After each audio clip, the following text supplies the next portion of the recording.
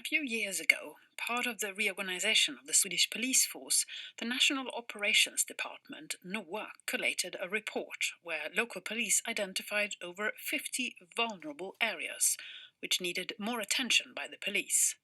And just over a year ago, 15 of them were identified as particularly vulnerable. This was later narrowed down to 14, as 2 of the areas were seen as one. And then another handful were deemed to be in the risk zone. 3 of those areas can be found in Botkyrka, south of Stockholm, where Erik Åkerlund is the local police chief. To him, prioritizing in this way was a sensible, mature thing to do. It's not that these areas are lost in any way. It's just that these 53 areas are vulnerable. And the answer to that report was, well, if we have 53 areas that we have to prioritize, let's find out which areas we have to prioritize first. And we found those 14 areas. And I think it's a good priority to make. All cities in Western Europe, you can find questions like we found in these 53 areas. So you have to prioritize. And I think it's a mature thing to do. Erik Åkerlund was therefore much surprised when he read a newspaper column published in 2014 with the headline 55 no-go zones in Sweden. It was written by Per Gudmundsson in the daily newspaper Svenska Dagbladet. He reasoned that even if the police does not use the term, what better way is there to describe a place where, and here he was quoting the report, the public in several instances feel that it's the criminals who run the areas, and where the police cannot carry out their job. The term no-go zones quickly caught on, and it continues to do the rounds in social media today. But Police Chief Erik Åkerlund is not impressed. No, I think that's, for me, that's like, it's not a serious way to look on these areas. Me, for example, I've been working in areas like this for my whole police life. The underlying description of the vulnerable areas, however, as places where the police and rescue services have been attacked by the residents, where many people don't trust to come forward to the police as witnesses, and where there even are cases of parallel structures that in parts replace society's legal structures, those are all familiar problems to Erik Åkerlund. Yes, yes it is. And that's why we have to enforce and be here in both numbers and in good activities.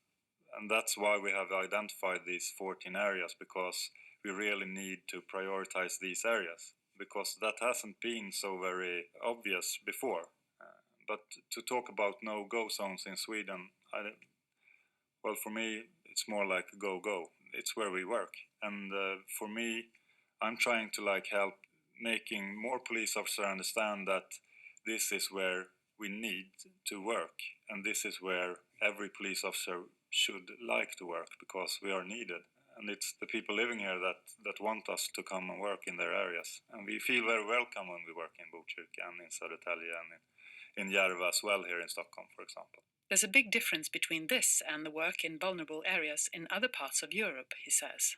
When I have been to other countries and seen work in challenged areas, sometimes I have seen that some police authorities really look upon areas as no-go zones, meaning that they only go there in certain sort of vehicles, special police officers, and they are not doing outreach work. They are going there to react to something, and they do it with a very enforced tactic.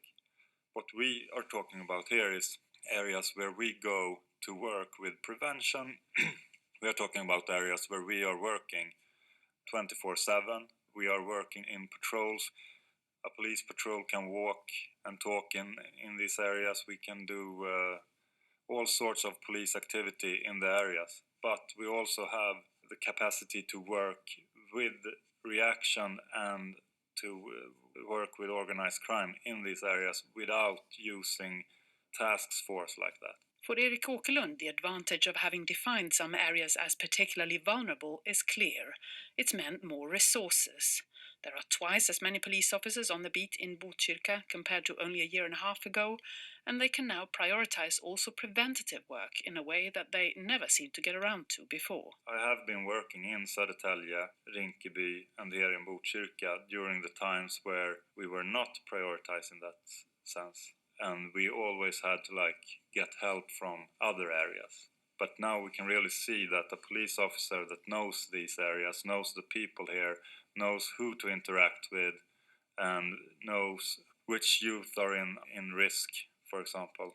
We are getting more and more effective, and we're getting more and more information, so we really can see the result. And I feel very proud of these prioritizations, and I think it will make a big impact.